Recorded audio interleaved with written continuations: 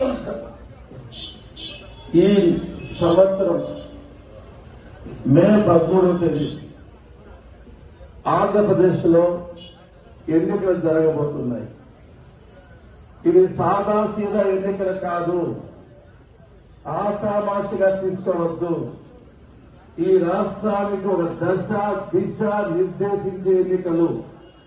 ఒకే ఒక మాటలో చెప్పాలంటే మన అందరి తలరాత రాసే ఎన్నికలు కాబట్టి ఈ ఎన్నికలో మీరు, మీ బంధువులు, మిత్రులు, స్నేహితులు ఆలోచన చేసి ఎన్నడూ లేని విధంగా చరిత్ర సృష్టించే విధంగా అక్కడేమో తెలుగుదేశం పార్టీ చంద్రబాబు నాయుడు గెలవాలి, ఇక్కడేమో పల్లె కుటుంబం గెలవాలని చెప్పి ఈ సందర్భంగా మీ అందరికీ మనవి చేస్తున్నాం.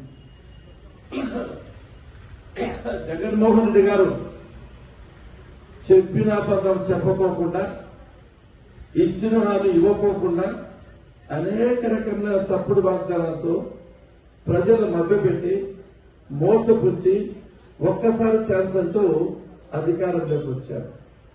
అధికారంలోకి రాకముందు పాదయాత్ర చేసేటప్పుడు బుగ్గలు నిమిరాడు, ముద్దులు పెట్టాడు, తల మీద కూడా చేయి పెట్టాడు.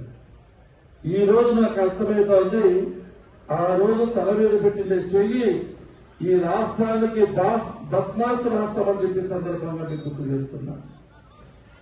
ఈ రోజు రాష్ట్రంలో మీరు ఎక్కడ చూసినా అరాచకాలు, అక్రమాలు, అన్యాయాలు, దౌర్జన్యాలు, దోపిడీలు, మానభంగాలు, హత్యలు, ల్యాండ్ మాఫియా, వైన్ మాఫియా, భూ మాఫియా, ఎర్రచంద్ర మాఫియా, ఈ రాష్ట్రమంతా అభద్రతా భావంతో శాంతి భద్రత లేకుండా అట్టుడికి పోతామని చెప్పే సందర్భంగా నేను గుర్తు చేస్తున్నా.